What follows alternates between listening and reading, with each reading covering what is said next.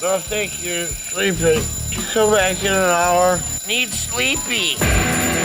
Please go away. Let me sleep for the love of God!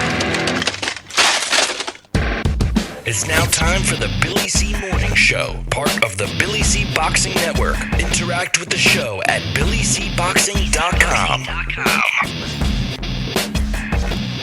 And we're coming to you live from the Billy C. Studios in Lake George, New York. I'm Bill Calogero, and it's time for the Billy C. Morning Show. Good morning to everybody. Hope everybody's doing okay. And we're glad to be part of your day today, whenever you're watching or listening. Speaking of watching, give a special shout out to all of our viewers on Fight TV. Now, if you don't get Fight TV, don't forget to download the app, and you will get Fight TV on your handheld. Check it out. Go to fight.tv/Billy C. That's FITE, fight.tv/Billy C. Download the app today for free and check out our show on your handheld. Now, you get a lot of other stuff on Fight TV, including hard-to-find fights that you can't get on TV here in the States. Like this weekend, there's several fights out of Europe on Fight TV, so check it out. Download the app right now. FITE, that's fight.tv/Billy C. Don't forget to use our code, /Billy C.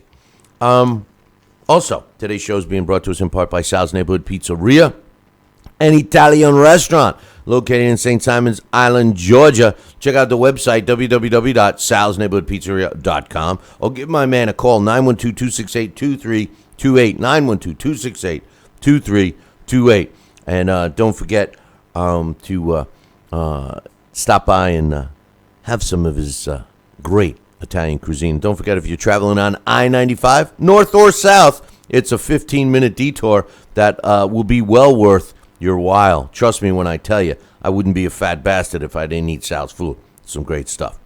Check out his website for the address, salsneighborhoodpizzeria.com. Today's show is also being brought to us in part by Billy C's Triple G Daniel Jacobs post-fight show. That's right, we're going to be doing a post-fight show immediately after the official announcement is made, approximately 6 minutes, if you will, after the official winner is announced on the Triple G Daniel Jacobs fight. That's a pay-per-view coming to you live from New York City tomorrow night. So make sure you watch the fight, or if you're going to be there, either way, tune it in right here on BillyCBoxing.com, on our Fight TV channel, fight.tv/Billy C, or on our YouTube channel. That's youtube.com/talkin, TALKIN, boxing, BOXING. Triple G, Daniel Jacobs post-fight show right here tomorrow night. And today's show is being brought to us in part by my book, Tom Molyneux, From Bondage to Baddest Man on the Planet. It's available right now where all great books are sold. You can get a copy while you're watching this show. Just go to Amazon.com or BarnesandNoble.com. Find out why we got a 5-star rating. 1, 2, 3, 4, 5-star rating across the board. Now, look, if you want a signed copy, go to our website, BillyCBoxing.com, and click the book club section. Well, today we are going to talk about the Triple G Daniel Jacobs fight. I want to break it down, give you my predictions.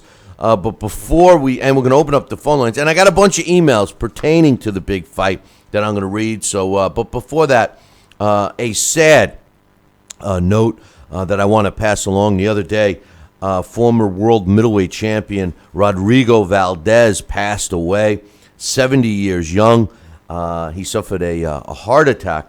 This guy was a great fighter, 68 wins, 8 losses, and a couple of draws with 43 knockouts. He was a world champion until he tangled with Carlos Monzon. But our thoughts, prayers, and condolences go out to the family and friends of Rodrigo Valdez, another great fighter that we seem to be losing these last couple of years. So I just wanted to get that sad news out of the way. And without further ado, ladies and gentlemen, boys and girls, children of all ages, I need you to welcome a New Jersey Boxing Hall of Famer, a Guinness Book of World Record holder, a sly businessman, a guy that can flip a pizza from here to the moon and back and not even spill one little piece of dough or cheese or even sauce. Please welcome the one, the only, the man, the myth, the legend, Sal Rocky Senicola. What's up, Sal? Good morning, Billy C. How are you, my friend? I'm not doing too bad. I'm not doing too bad. You know, I'm excited about the Triple G Daniel Jacobs fight. I'm real jacked up about it. Plus, hopefully, I shouldn't say hopefully, but definitely, we are going to be unveiling a new format of the show on Monday. Boy, not so much you got it all set? Well, not so much the format of the content, but the format of how people are going to be watching. I'm pretty much set. I need your help a little bit over the weekend, but we're looking good. We're looking good. So everybody, stay tuned for that. But I got a couple of things I wanted to bounce off you. I'm going to break down and give you my prediction of this fight here in a second. But you know all the talk about Floyd Mayweather fighting Conor McGregor. I mean, I think it's a joke. I think it's rhetoric. I think it's talk. I think it's bull. Well, it may happen, but I think I think it really shows that Floyd Mayweather is a fraud. And you know, listen, I'm not going to take away his talent because it's undeniable talent. No, but exactly. When you look at a fight like this, it starts to make me believe it's a fraud. And the reason why I say he's a fraud is because this is not what great fighters do. This is a man that has sold the goods on himself, saying he's a great fighter. As a matter of fact, he claims he's the best ever. If he were the best ever would not perform in a WWE type fight like this. This is not a challenge. Floyd Mayweather is better off staying retired and wait to get inducted into the International Boxing Hall of Fame. This is a joke. And it sets boxing back. Now, like I've said many, many times before, Sal, if this fight was a exhibition, I'll be the first one to buy it. But to count as a real fight, it's a joke. And the reason why I mention this on a day that I want to dedicate this show to Triple G and Daniel Jacobs is because Triple G was asked that exact question. He was asked, would he fight Conor McGregor, no problem. And you're going to love this, Sal. You know, so keep in mind, a reporter asked Triple G yesterday, he said, would you fight Conor McGregor, no problem? And this is Triple G's response. He says, in Triple G's words, I have a problem. Well, actually, he said, I have problem. I don't fight kids. I don't fight animals. I don't fight women. He says only boxing because I'm a boxer. I'm a true boxer. I'm not a showman. I respect my sport. I'm very serious, and I'm a serious guy about boxing. Seriously, you want to watch a true fight? Then you come and watch my fight on Saturday night. It's not a sideshow. It's not funny. It's an old school boxing event. I applaud Triple G for that. I mean, what do you think, Sal? I think that's what I love to hear from a fighter of his status and accomplishments. That's beautiful. Yeah. That definitely. That's the definitive answer I would expect to hear from a winner and from a champion. Yeah, there's no ifs, ands, and buts about that. Now, we do have a bunch of emails I want to try to get through, and then we're going to hopefully have time to open up the phone lines. But first, let's talk, you and me, right now. Daniel Jacobs against Triple G. How do we see it going? Do you want to start or do you want me to? You know, I think I'd like to hear you. I'm going to counterpunch on this one. So I'd like to hear you first, if you don't mind, good sir. All right. Well, let's start off with Daniel Jacobs. Daniel Jacobs is currently the WBA regular. Which kills me. It kills me. Regular world middleweight champion. The computer sees him at number 2. Now, Daniel Jacobs, although he appears young, he's 30 years old, which is young, which is happens to be 4 years younger than Triple G. He's 6 foot tall. He has an 1.5 inch height advantage over Triple G, and He's got a 3-inch reach advantage, with his reach being 73 inches. We all know the story. It's a feel-good story. He had cancer and beat it. He only took 19 months off while he battled cancer. Now, when you look at Daniel Jacobs' record, he had the typical rise to prominence, fighting, some not too dangerous opponents. In July of 2010, he fought for the world title for the first time. He fought for the WBO's version of the world middleweight title against Dmitry Pryog. And this is where I feel Daniel Jacobs was exposed, his chin anyway. He was knocked out in 5 rounds. Now, up to that point, this was the toughest opponent that Daniel Jacobs had fought. And ironically enough, Pryog dropped out of circulation after this. He certainly wasn't supposed to win this fight, but he did. And that happens to be Daniel Jacobs' only loss. At the time he went into that fight, he had a 20-0 with a 17 knockout record. And again, fought a very safe, not too risky opposition. He did battle cancer after his fight in March of 2011 against Robert Kilwer, and returned to the ring in 2012, at the end of 2012, against Josh Luderin. He did follow that with a good win against Chris Fitzpatrick, and he also had another good win in 2013 against Giovanni Lorenzo. He fought Milton Nunez after that fight in March of 2014, although Nunez had a lot of mileage on him at that point. He destroyed him in 1 round. A big win for him when he won the vacant WBA regular world title was against Gerard Fletcher in 2014. He'd also followed that with a defense against Khalib Truax, who I believe is nothing special. And then he had his last 3 fights. The first one with Sergio Mora, which ended kind of freaky. It was an ankle injury to Sergio Mora, which ended up giving Daniel Jacobs a TKO win. He followed that with what I think was a fixed fight against Peter Quinlan. Jumped all over Quinlan and stopped the usually rugged Quinlan in 1 round. We've since have yet to see Quinlan back in a major fight. And in his last fight, he had a rematch against Sergio Mora. It was a good win. I mean, you can't take anything away. Sergio Mora certainly isn't the fighter he even used to be, if you want to give him any credit, but he stopped him. His record stands 32 wins, 29 wins by knockout. And I give him a lot of credit for stepping in with Triple G. Daniel Jacobs does have power. He's got speed, and he's pretty accurate with his punch. And he's got heart. This is a kid that shows that he could come back. He did against cancer. And he certainly is challenging himself, going after arguably the best middleweight in the world. Now, when you take a look at Triple G, in my opinion, he is the best middleweight in the world. He is currently, at least I regard him as the world middleweight champion.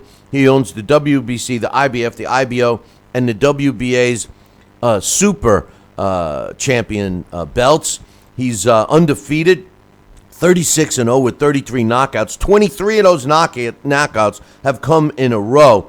A lot of people give him say he's hasn't fought anyone, but since 2010, every one of his opponents have been ranked in the top 10 of one or more of the 4 major sanctioning bodies. He's got wins over Gregory Proska, Gabe Rosado, Nobuhiro Ishida, Matthew Macklin, Curtis Stevens, Omansu Adama, Daniel Gill, Marco Antonio Rubio, Martin Murray, William Monroe Jr. He was the only guy that, I don't know if he cracked the top 10. I think he was around number 12 or 13. David Lemieux, Dominic Wade, and of course his last fight against Kell Brook. How do I see this fight going, Sal? Well, Yes. I think Daniel Jacobs, in order to win this fight, he needs to jump all over Triple G. Triple G has a tendency to start and get into a groove and try to break his opponents down the way good fighters do. You know, he chops that tree down until it falls. I think Daniel Jacobs' only chance in this fight is to jump all over Triple G, catch him while he's cold, so to speak, inflict some damage on him, maybe get him to take a step backwards, which is something that Triple G does not do. Daniel Jacobs should also try to use his reach advantage. Maybe try to box him a little bit. I know that contradicts what I just said by jumping all over him, but the longer this fight goes, the more, it's going to be inevitable that Triple G wins the fight. So I'm giving Daniel Jacobs a very good chance of upsetting Triple G because of his knockout power and because of his hand speed and because of his accuracy. The other thing I want to mention about Daniel Jacobs is that, he's got a trainer that I think is terrible in Andre Rozier. Now, he did bring in another trainer for this fight. He brought in Virgil Hunter, who I think is the most overrated trainer in the sport of boxing today. But what these two guys will do is I think the game plan might be totally different than what I think Daniel Jacobs has to do. I think that they might try to have him fight a safety-first approach, which means use the ring, try to use his arm reach, try to box and steal a fight from Triple G, not to go mano a mano and go for the knockout. However, Triple G, in my opinion, is the best ring general in boxing, and he has been the best for at least the last 20 years. He's better than Floyd. Floyd has a chance when he controls the ring. He runs. He gets out of harm's way. Triple G cuts the ring off better than anyone I've seen in the last 20 years, and he gets his opponents in a position where he can inflict damage, either to the body or to the head or both.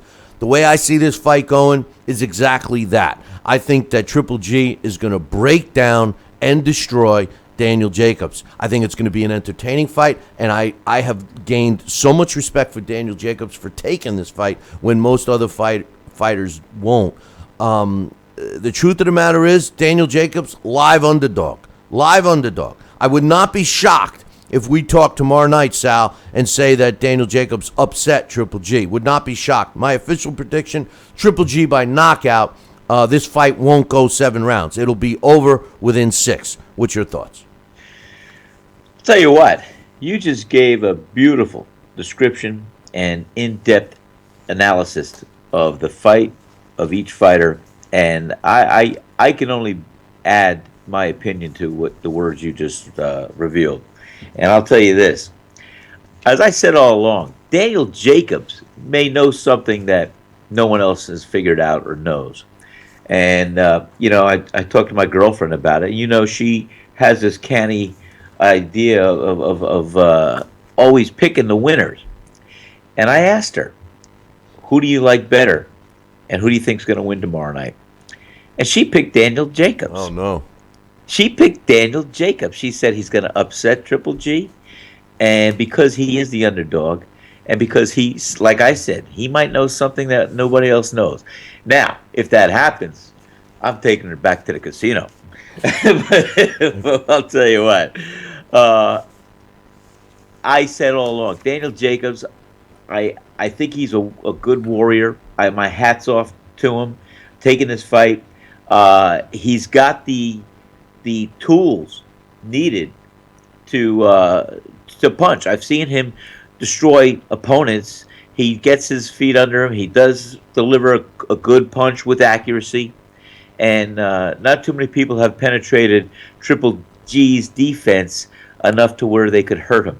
And if Daniel Jacobs figures out a way, or has figured out a way that he can reveal tomorrow night, it's going to be a hell of a fight. But we know Triple G breaks a fighter down. He could take you out with one single punch. Triple G is what we used to call in boxing, he's heavy-handed. That means, like the Rocky Marcianos, he's heavy-handed. Like Joe Frazier was heavy-handed.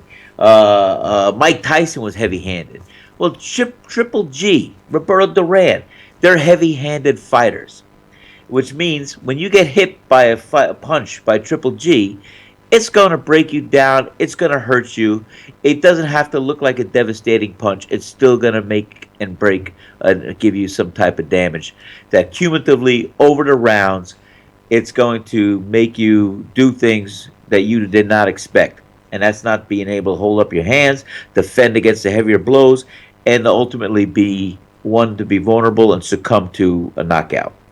Now, like I said, Daniel Jacobs, I love the fact that he's rising to the occasion, and he's going to go in there and he's going to give it his best. And yeah, I see him possibly jumping on Triple G and catching him, as we would say, cold, if you can.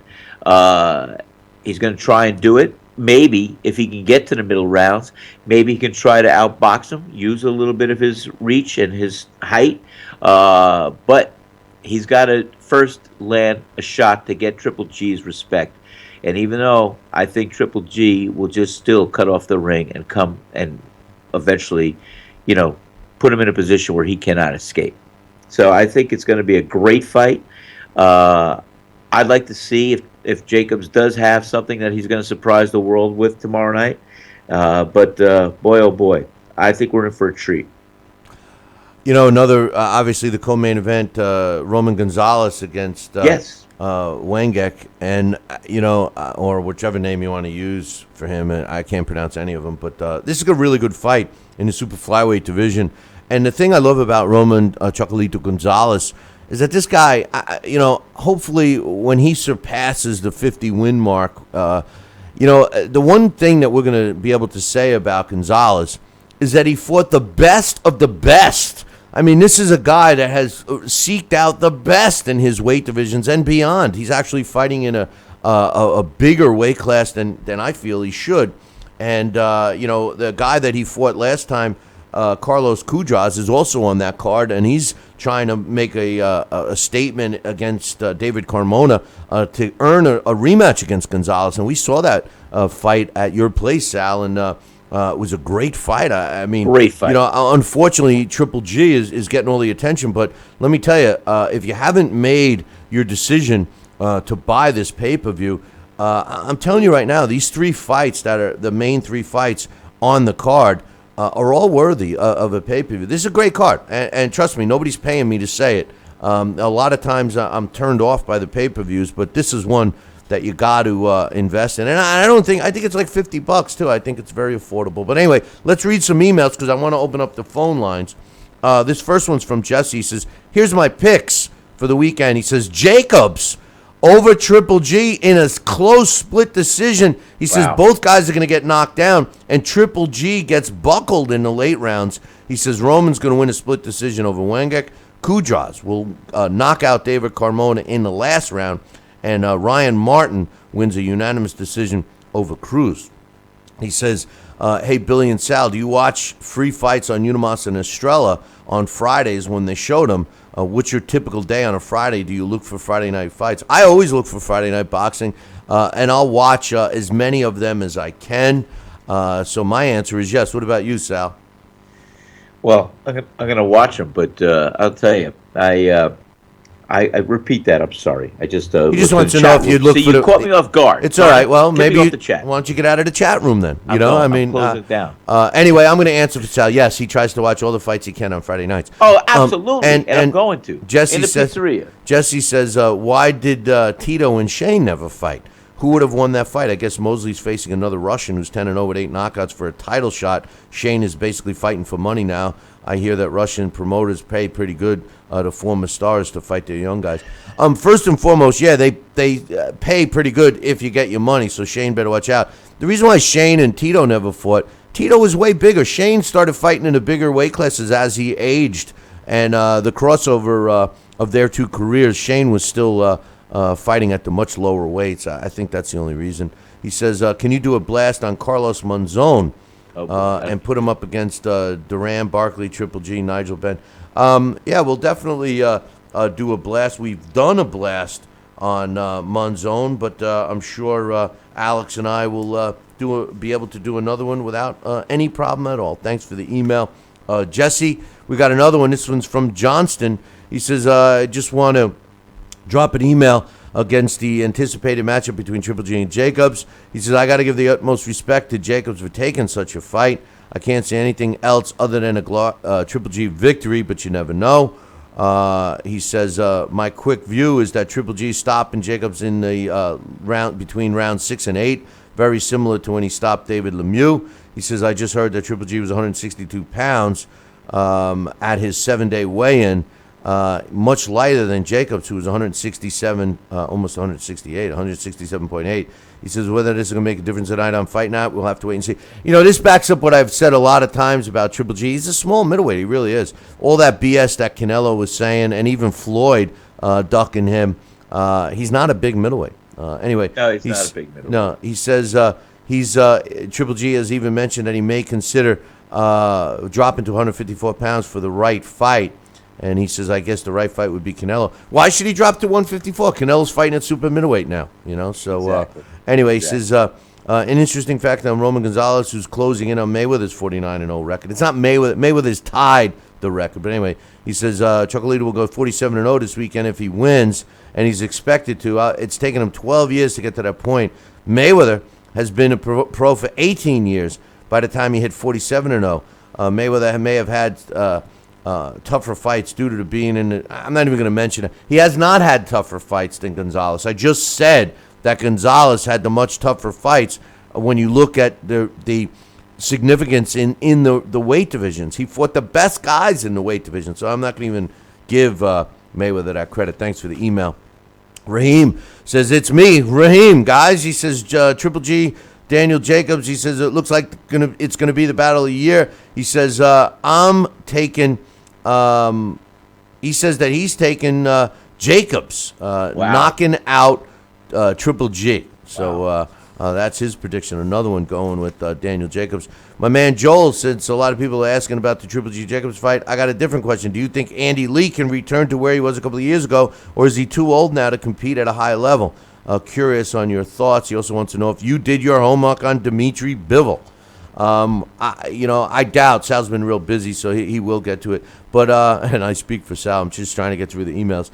As far as Andy Lee, Andy Lee is an interesting cat. He's slow. He's methodical. He gets beat to a pulp and then knocks his opponents out. So it's going to be interesting to see what happens with Andy Lee.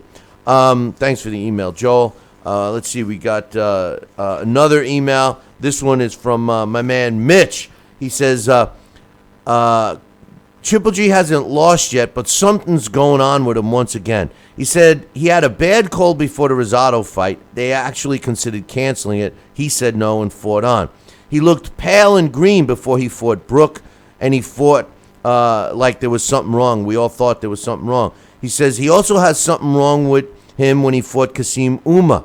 He says he didn't look good in performance-wise in any of those fights. He says now if you take a look at him in the final press conference the other day, he had multiple cold sores and he looked pasty. He doesn't look right at all. What's going on with this guy in the final 2 weeks of his training during his fights? It's going to catch up with him sooner than later. He'll be 35 and counting. Triple G's team has got to take better care of him leading up to the fights. And this is true. He has looked pretty pasty over the last couple of fights. And I hope this doesn't bite him in the arse, Sal? I mean, you got to be at your best, right? If they're doing something to jeopardize this guy, I mean, this is arguably the most important fight of his career. I hope he's 100%. Well, I hope so too. And we used to use the term in the old days after the parlor talk. I mean, we used to talk about it in the 80s and 90s and even 70s. If you were overtrained or if you looked a little depleted, you had the look you were peaked. And if I could use that term, analogizing what Triple G may look like, he's looked a little peaked before his fights, the last couple of fights. Well, and I agree, a little pasty, a little bit blotchy, who knows? So I don't know if it's diet, nutrition, overtraining, but I don't know if he's saying he's got another cold coming on, but they don't get in the way of those heavy hands landing and dismantling their targets eventually. Well, the only time getting sick really would affect a fighter is if they have a stuffy nose, because they won't be able to breathe. They got the mouthpiece in. If they have to breathe through their mouth, that kind of ruins everything. But I got one more email. It's a long one.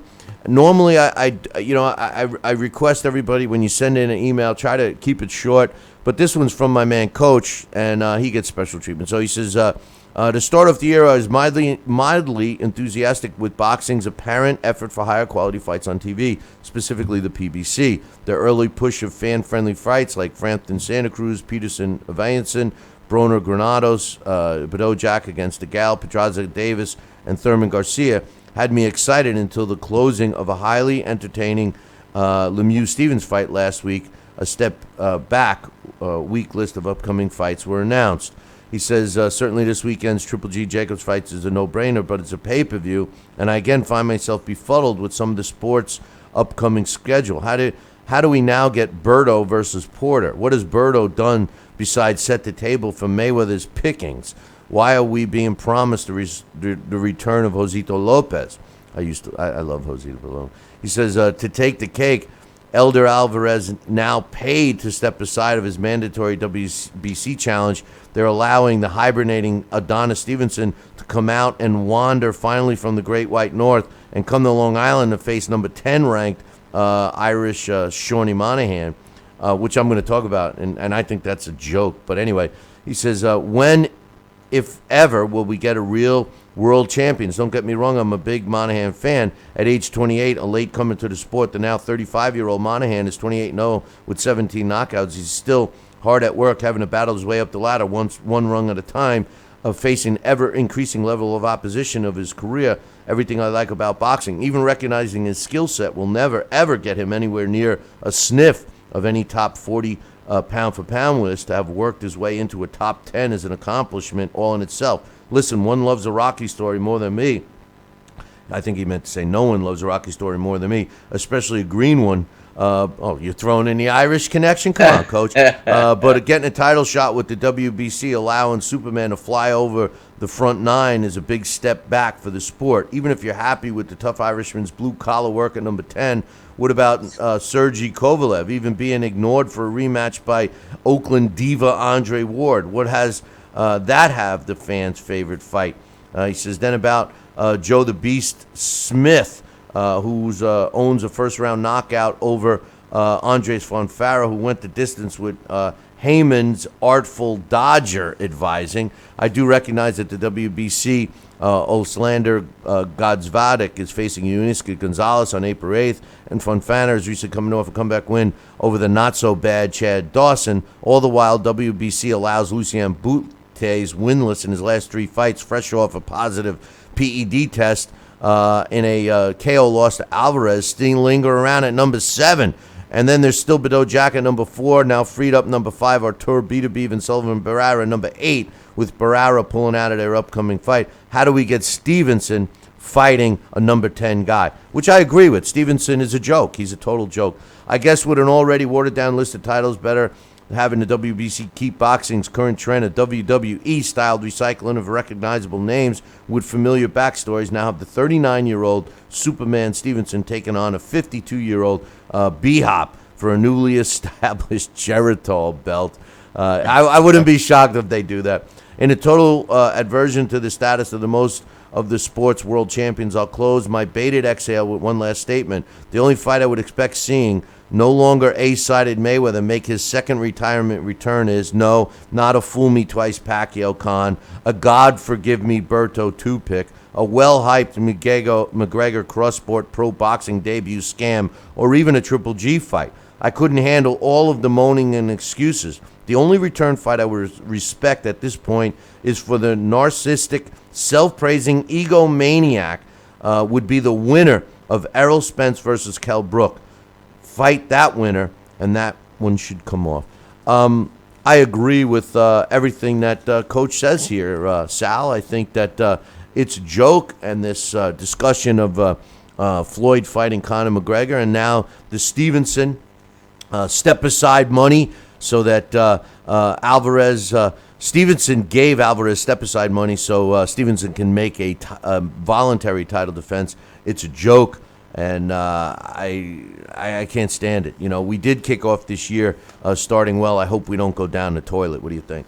No, I think we're going to be on track. I think, you got to throw some sour apples in the mix, if you will. But I feel at the end we're going to be pleasantly surprised and happy about the matchups this year, as they have started out okay. So we'll hopefully see it sustain itself and continue to go along that path. Well, listen, we want to get your thoughts. Big fight this weekend, Triple G against Daniel Jacobs. I can't wait for it. Phone lines are open. Please give me your comment, question, whatever. Make it quick. I want to try and take a few callers in the next 20 minutes or so. 845-228-8710. What's your thoughts and predictions? Triple G versus Daniel Jacobs taking place this weekend from New York City. Can't wait for the fight. Madison Square Garden. Don't forget, we're doing a post-fight show immediately after the official announcement is made right here. So check us out on our YouTube channel, youtube.com/talkinboxing, TALKINBOXING, Fight TV. And don't forget, if you haven't downloaded the app, do it now. It's Fight, F-I-T-E, fight.tv/Billy C. And, of course, you can always catch us on BillyCBoxing.com. Joining us right now is Dax Khan. What's your final predictions? Triple G, Danny Jacobs, Sal. Dax or Sal? Sal, Dax. Dax. Hey, Dax, how you doing, buddy? I'm doing good. How is everybody? Just guys survived the snowstorm. Yeah, well, Yes, we're you getting guys got hit up there another hard. one tomorrow. How many feet do you have? 2 feet? I had 2 feet. I think you guys got 2 feet. You still have 2 feet. I got 2 feet Yeah. and 2 hands. What's your predictions, Dax? I couldn't resist. On to the fight. It's going to go exactly how we spoke before. It's either Danny Jacobs early or it's going to be Triple G. Danny Jacobs has 3 rounds. You mentioned somebody called him before and he spoke about how Triple G looks drained. He looks pale, pasty. I think somebody mentioned that in the chat room. He always looks like that. But, his 7-day weigh-in, as Monday afternoon, Tuesday during the press conference, he actually stepped on a scale that day, and he was 160 pounds on the button. And he usually comes in around that or a little bit under. Danny Jacobs actually is the guy who has a hard time making 160 pounds, believe it or not. Usually on fight night, he's about 175 come fight night. But one of the issues that's going to be trouble for Danny Jacobs in this fight is that Danny Jacobs cannot weigh more than 170 pounds. So that means he cannot put on more than that 10 pounds overnight. And if after this official weigh-in today at 160 pounds, Danny Jacobs has to actually monitor how much intake he's allowed to have, that makes it a whole lot harder for him, because the IBF only allows fighters to gain 10 pounds overnight if they want to fight for that belt. Well, I if he comes in heavier than 170, the worst case scenario. But in the worst case scenario, they're not going to cancel the fight. Maybe the IBF pulls their belt out of the mix, and maybe he loses some money. I don't see Triple G saying, "Hey, he's not going to fight because he weighs 175 on fight night." But and if I'm Daniel Jacobs, I would rather take that risk and write the check, so to speak, other than kill myself. If the guy, this is true, but Danny Jacobs, as of right now, unless that's their plan, and if that is their plan, and they don't care about the IBF title, that too is going to play a major factor inside of this, because in that terms right there, what's that saying is all of a sudden this totally makes this a different fight for him. Mentally, so that's going to play a mental mind game for him, because you know what, he's not going out there to prove he's the best guy out there. It's totally going to strip away the win. If you should get the win, that's great, but it's going to strip away and say, you know what, that you came in over, you didn't make the proper weight.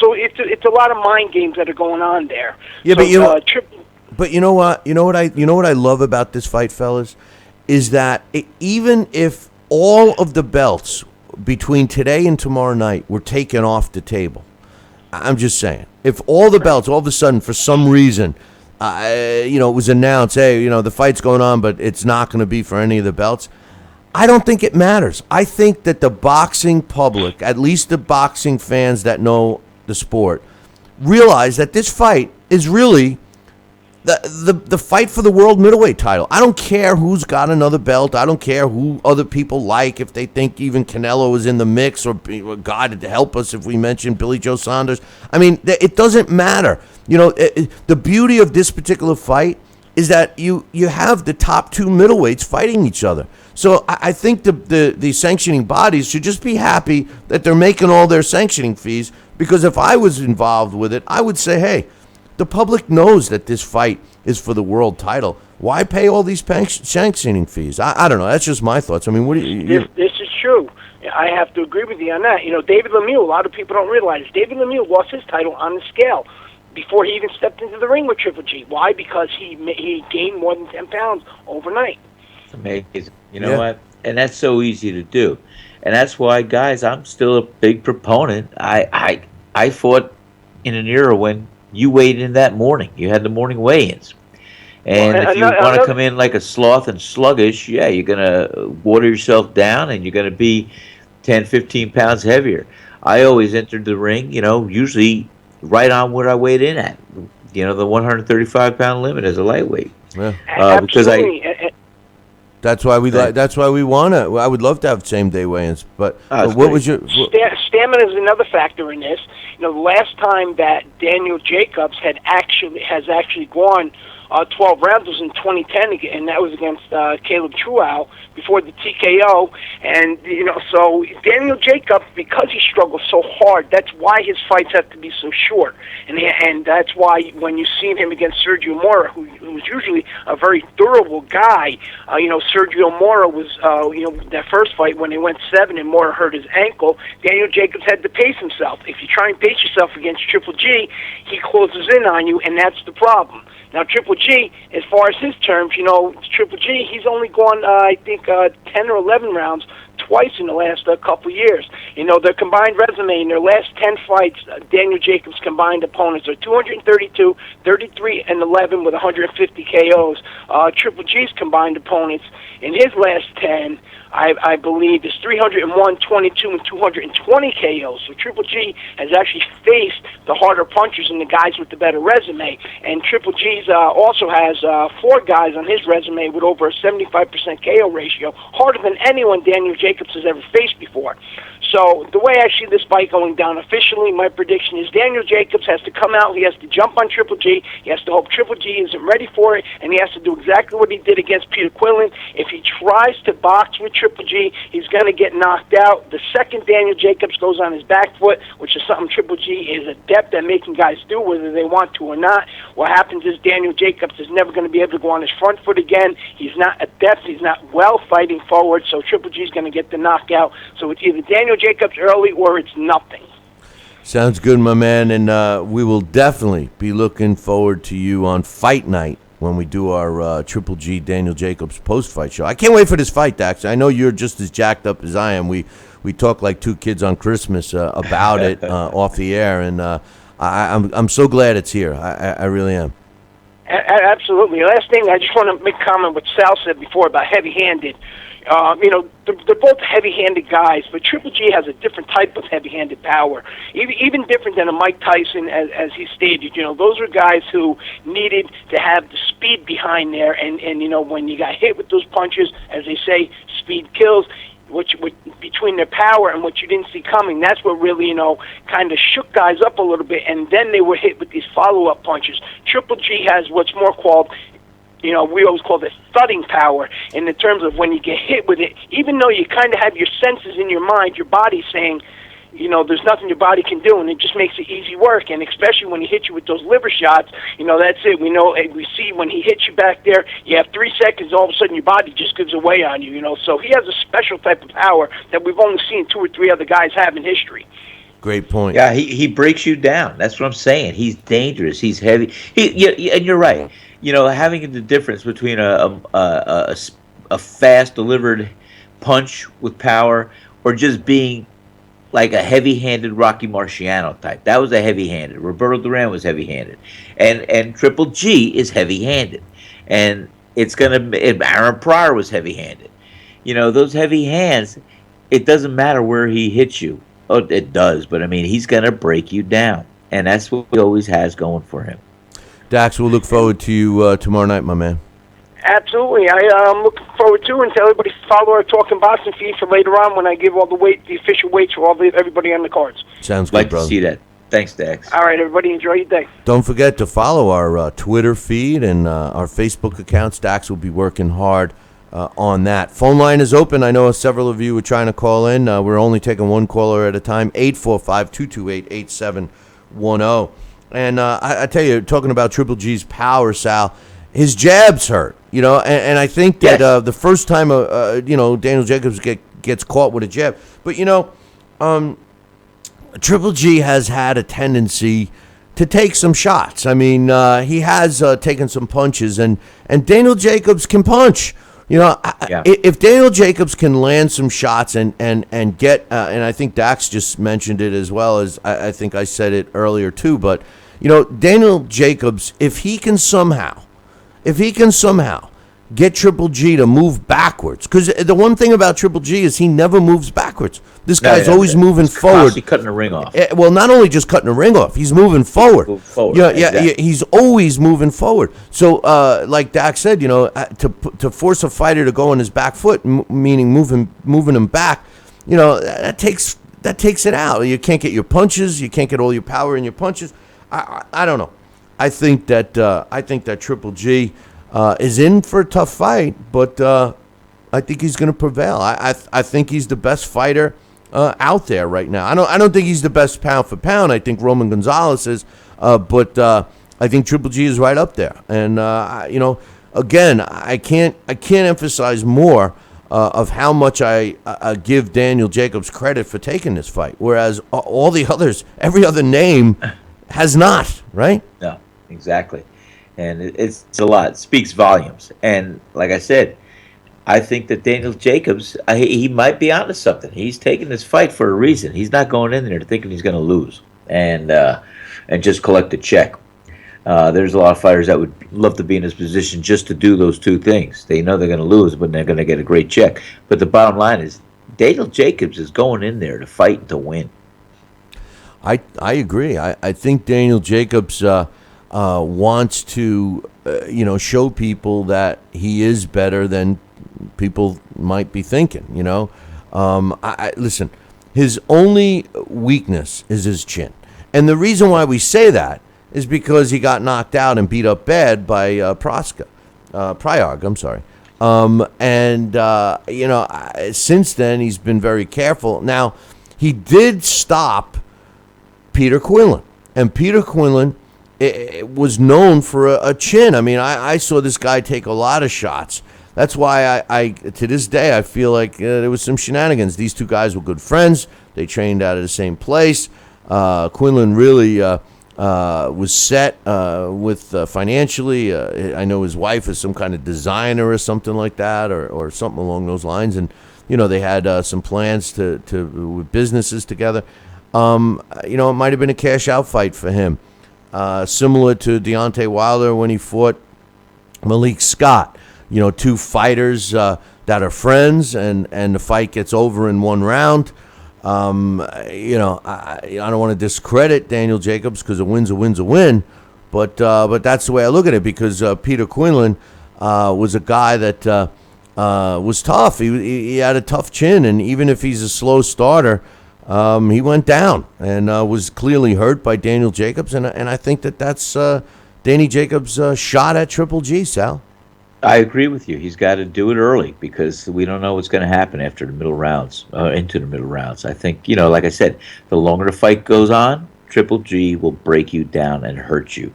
And but I think Daniel Jacobs, he has the opportunity, if he does have that opportunity to hurt Triple G or jump on Triple G earlier, I think that is his best bet. I don't see this fight going to a decision. No, I don't see it going to a decision. I don't. I do, like I said, hey, listen, I've heard people say that Kell Brook exposed Triple G and all this stuff, which, I don't know how you expose a guy when he, destroys your bones in your face. I was going to say, I didn't see that exposure. No, I didn't. The only exposure I saw was Kell Brook's eye, but that's the only thing that was exposed. Yeah, you crush a guy's eye socket with a heavy-handed punch. I mean, how hard. I mean, people have been hit in the face with a baseball bat and don't crush the eye socket. But with that said, you got to give Kell Brook a little credit. He did seem to, steal some points, so to speak, by trying to outbox Triple G. And Daniel Jacobs has the arm reach. He's got a 3-inch arm reach. And he is, got a couple of guys in his corner that, Andre Rozier is just I don't even know why he gets the credit that he does. And the same goes with Virgil Hunter. Virgil Hunter is the most overrated trainer just because he had success with Andre Ward. And Andre Ward is a diva. Andre Ward, the best choice of words I could find for Andre Ward is he's a pussy. He really is. And this bothers me because I was such a huge fan of Andre Ward when he dominated the Super Six. But since then, he's become nothing more than a girly man. And the truth of the matter is Virgil Hunter is in Daniel Jacobs' corner for this fight. And I believe that they are going to, between him and Rozier, they are going to try to incorporate a safety-first approach for Daniel Jacobs against Triple G. And it might not be a bad idea for a few rounds, Sal. Might not be. And, maybe, again, they have a strategy. They have something they think they figured out, and that's going to upset Triple G and literally shock a lot of people in the boxing world. So we will. That's why I anticipate a great fight, and I hope it's one that we will be talking well of, and I think we will. And but it could be a tactical fight, it could be a strategic fight, it could be a mano to mano fight. But we'll see what happens, and may the best man win. I think we're in for a treat. And as I said, no matter what we think about trainers, no matter this, the one thing that does matter is that the fighter has to have confidence and has to be in the right mindset in his corner of his trainers. And obviously, if Daniel Jacobs feels confident and feels like he's got the right team, that's all that really matters going into fight night. No doubt. And speaking of team, thank God Daniel Jacobs has a quality cut man in his corner. He does. Because he might need Captain Rella, Mike Rella, the cut man, Saturday night for Danny Jacobs. We'll give a shout-out to my man Mike. We know he listens to the show, and he sent people down to your restaurant, Sal. So, he did. I can't believe it. I still am excited about that. And I thank you so much, Mike, and tell my buddy Johnny up there I said hello, Johnny Mazzoni. And I'll tell you, I got to take a trip to New York, and I'll get up there this year. We don't want you here. I got to here. get to Jersey and New York. That's my goal. We don't want you here. You know what? That's what I was told last time. I know. Didn't you see when you cross over and you see that sign, "Welcome to New York"? There's another one underneath it with your picture, your picture with a red line through it. No smoking. No Sal Senecola here. But obviously, that was a heck of a drive. Obviously, we're kidding. We would love to have. We'd love to have you in the state. Just don't stay too long. But anyway, I can't emphasize, and I'm not just saying this because, I believe, he's really going to get a beat up bad, but I can't emphasize how much respect I've gained for Danny Jacobs. Win, lose, or draw tomorrow night, I think that Daniel Jacobs has proven something about his character, something that goes far beyond the sport of boxing, Sal. And it's something that Daniel Jacobs should be very proud of, whether he wins, loses, or ends up with a draw tomorrow night. And it's something that we don't see often. And this kind of an attitude in the sport of boxing specifically has become it's become an exception. It used to be the rule. Now it's the exception when fighters want to fight the real fights. And we had an example of that last week with David Lemieux against Curtis Stevens. We have an example of that with Errol Spence fighting Kell Brook. Whenever you have two top fighters fighting each other, it's an example of fighters that want to take a challenge. They want to challenge themselves, and they got something to prove. What Absolutely. Bothers me, and I don't mean to even keep bringing his name into the conversation because I can't stand even talking about him, but, this is my point about Floyd Mayweather. Mayweather is a guy that has carefully calculated his opponents for the last decade. Now, granted, if you want to score a fighter based on the amount of money he's won, based on or how many fights he's won, and how much money he's made, then Floyd Mayweather is at the top. But to me, that's not a true. It's not a true fighter in the historical sense. It really isn't. Daniel Jacobs has far exceeded Floyd Mayweather, in my opinion, as challenging himself. Even though this is the toughest fight that he's had to date, at least he's going after the toughest, baddest guy in his division right now, something Floyd has never done. Floyd has never went after the top guy in his division, ever. He's went after other names that were big names, but they were all calculated risk fights at specific times. Did he fight De La Hoya early? No. Did he fight Mosley early? No. When he had a choice to fight for the welterweight division, he took the easiest route in Carlos Baldomir. He fights Manny Pacquiao 5 years after. 5 years after. The fight should have taken place. And his latest charade speaks volumes. He's going after a guy that's never boxed one round in professional boxing. And there's actually people that want to see it, Sal. I don't get it. And there are people that are actually, talking negatively about this fight, Triple G against Daniel Jacobs tomorrow night. They're saying it's not pay-per-view worthy. That this should that this fight should be on ESPN. I mean, this is just the ignorance and stupidity of these Kool-Aid drinker Fayweather fans that doesn't know the sport of boxing. And I don't want anyone to tell me that Floyd's the sweet science, that Floyd is the way boxing should be. Blah blah blah. No, it's the sweet science. Watch Roman Gonzalez tomorrow night.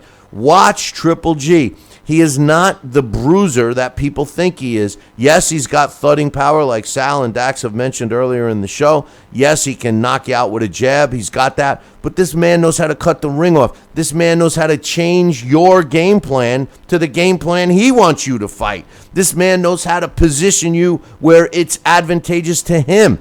That's called ring generalship. That's something that we haven't seen, Sal, in 20 years.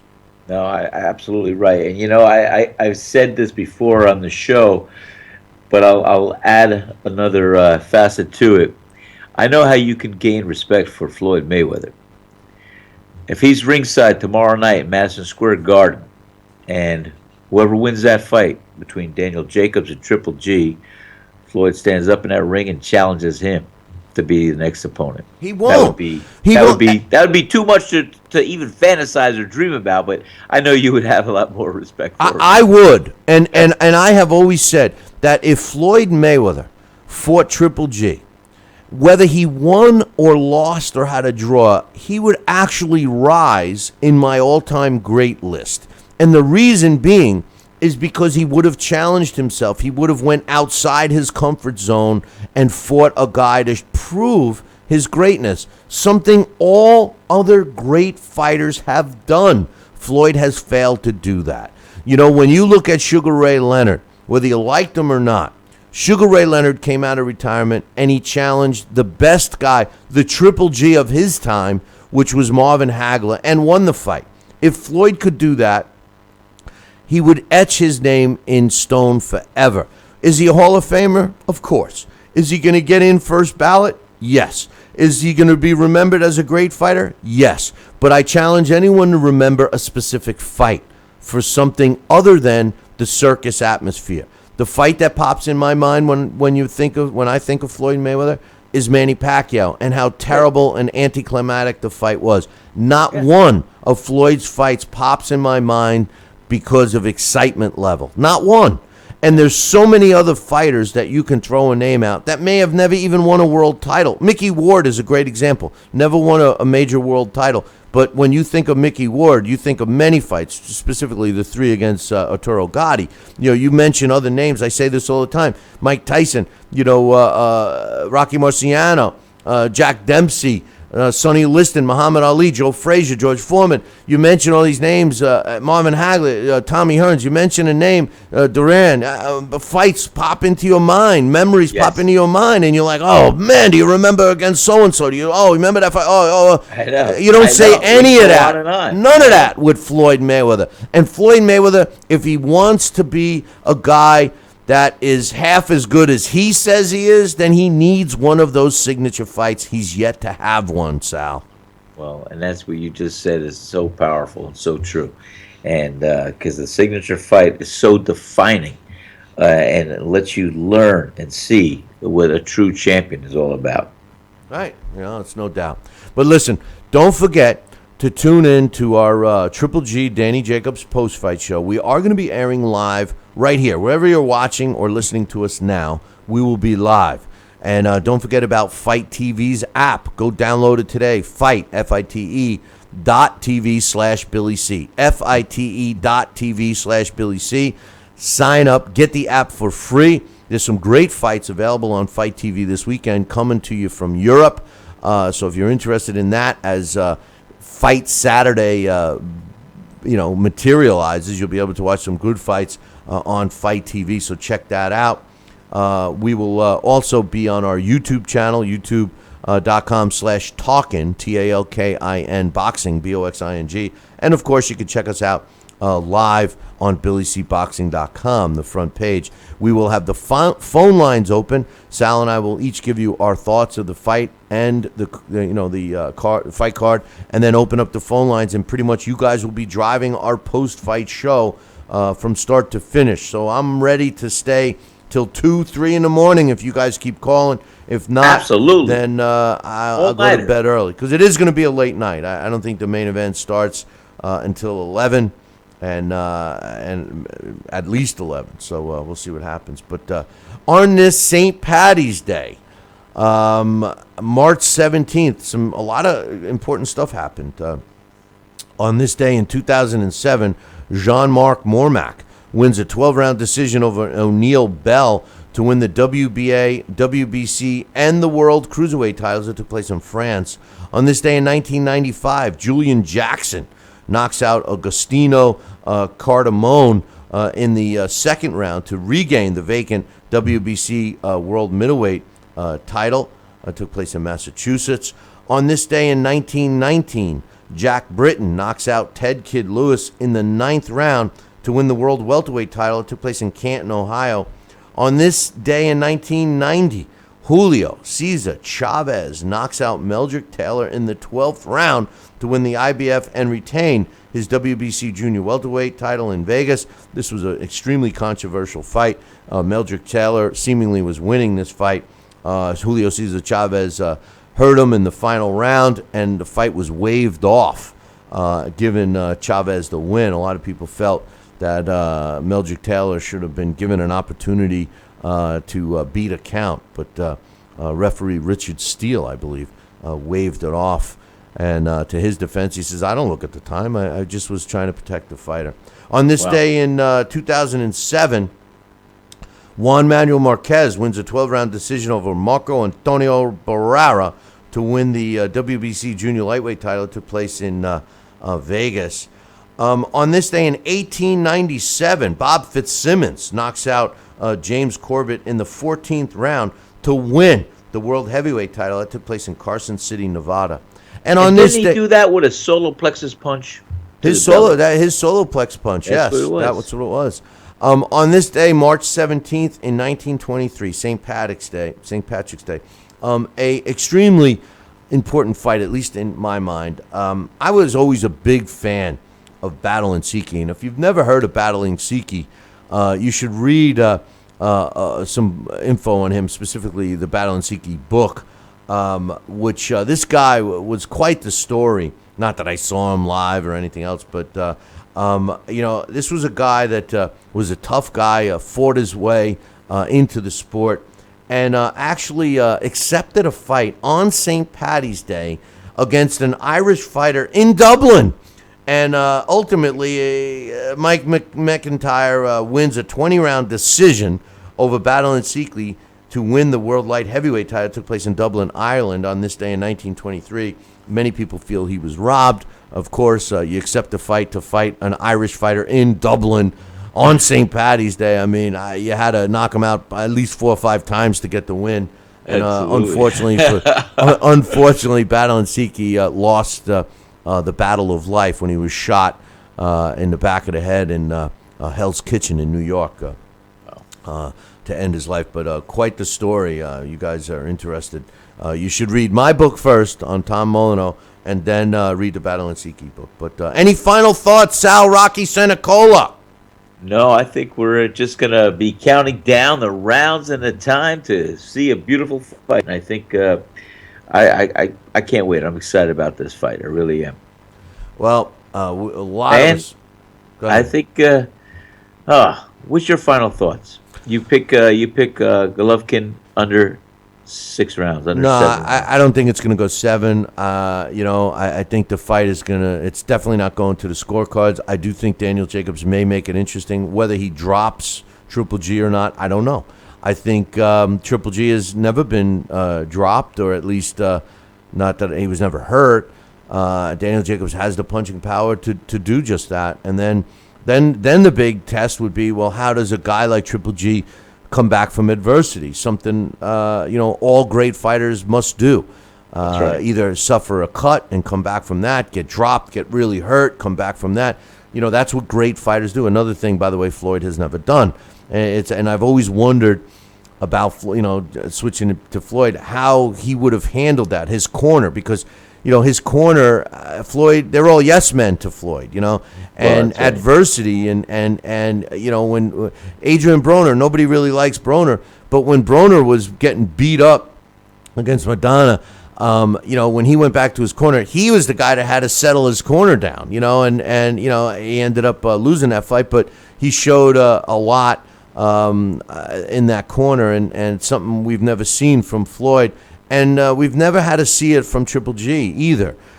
So if Daniel Jacobs could jump out and stun him or drop him or even get him in some serious trouble or cut him, it would be interesting to see how Triple G responds.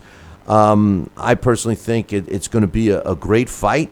And I think that Triple G is going to win in dramatic fashion and solidify his spot as the best middleweight in the world today, Sal. Well, I think that's a pretty good assessment, and we'll go with that and see what happens. I think he's got to. I think Daniel Jacobs has got to hurt, has got to be dominant, and this fight he'll either win in 4 rounds, or Triple G will not let it go past 6. Right, and I hope that Captain Rella has an easy day. I hope he doesn't have to tend to any cuts and bruises on Daniel Jacobs, because if Triple G does get Danny Jacobs cut, it's going to go quicker than I thought. But in any event, my official prediction, Triple G over Daniel Jacobs in less than 7 rounds. Or did I say 8? I think it's going to go about 6 or 7. I said the fight's going to be over in less than 8 rounds. I think that's what I said. Yeah, I forget. That's good. That's good. Yeah, I don't think it's going past 8. I really don't. Okay. It may drag on a little bit, but I just see Triple G breaking down Daniel Jacobs and then knocking him out. However, I do believe Danny Jacobs is a live underdog. I just can't wait for the fight. I'm psyched. The fight can't come quick enough for me, Sal. So I'm looking forward to it. And I'm looking forward to all you guys tuning into our post-fight show and calling in with your thoughts on the fight. And hopefully we might be saying, oh, my God, did you see that? Oh, my jeez. Who knows? We might be saying Daniel Jacobs just won. He was the biggest upset since Mike Tyson got beat by Buster Douglas. I mean, who knows? Who knows? But you're absolutely right. And like I said, my girlfriend has a very, very unique method of how she chooses winners. And I'll tell you what, I've got to take that into consideration, because she does not pick anyone to lose. I mean, she knows. I mean, she's psychic when it comes to this stuff. I can't believe it. Yeah, well, I'm going to come steal her if she got this one right. And I might put some money on Jacob just to get the. There you go. There you go. But if she's right on this one, if she's right on that, forget about it. I'll take that to the bank. Well, listen, boys and girls, make sure you tune in tomorrow for our post-fight show. And then Monday morning, when we are scheduled to unveil a new look for you guys. So make sure you tune in Monday morning. Same bat time, same bat channel. Until tomorrow night, ciao, baby.